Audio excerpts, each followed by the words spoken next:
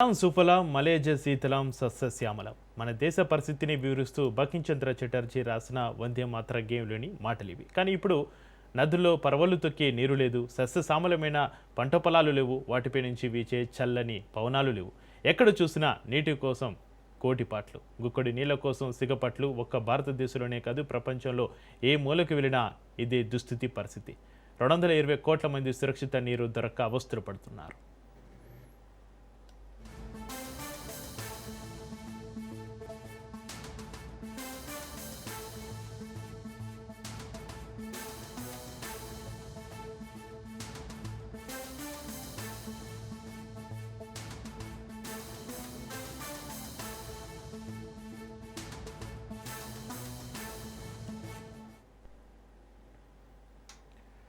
జలమే జీవనాధారం. నీరు లేనిదే సమస్త జీవకోటికి మనుగడ లేదు. అసలు జీవ పరిణామం ప్రారంభమైంది సముద్ర గర్భంలో. ఒకప్పుడు పుష్కలంగా లభించే మంచినీటిని అభివృద్ధి పేరిట కలుషితం చేస్తున్నాం, అవసరానికి మించి వాడుతూ వృధా చేస్తున్నాం. భవిష్యత్తులో నీటి కోసం యుద్ధాలు జరిగే రోజులు తప్పవంటున్నారు నిపుణులు. అలాంటి పరిస్థితి రాకూడదనే ఉద్దేశంతో ఐక్యరాజ్య సమితి ప్రపంచ జల దినోత్సవాన్ని నిర్వహిస్తోంది.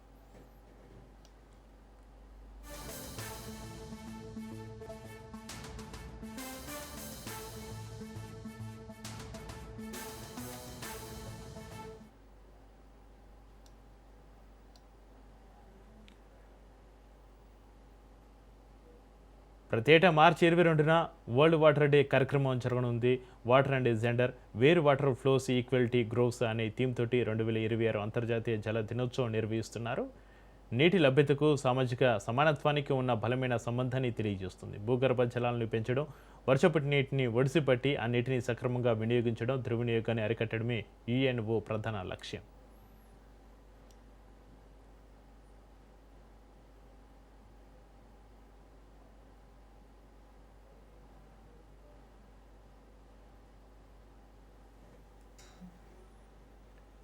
సమస్త ప్రాణకోటికి జీవనాధారం నీరు. పంచభూతలో అధిక ప్రాధాన్యమిచ్చింది జలానికే.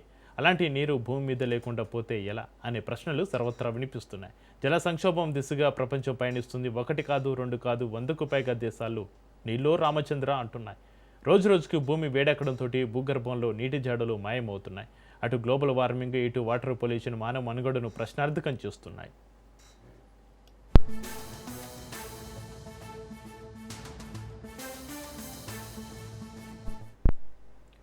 భూగర్భ జలాలు అడుగంటిపోతున్న వేళ జలం కోసం జనం అల్లాడిపోతున్నారు. ధరణిపై ఉన్న జీవాల గొంతు ఎండిపోతుంది. నీటిని ఒడిసి పట్టుకునేందుకు ముందస్తు చర్యలు చేపట్టకపోతే భవిష్యత్తులో కష్టాలు ఎదుర్కోక తప్పదు.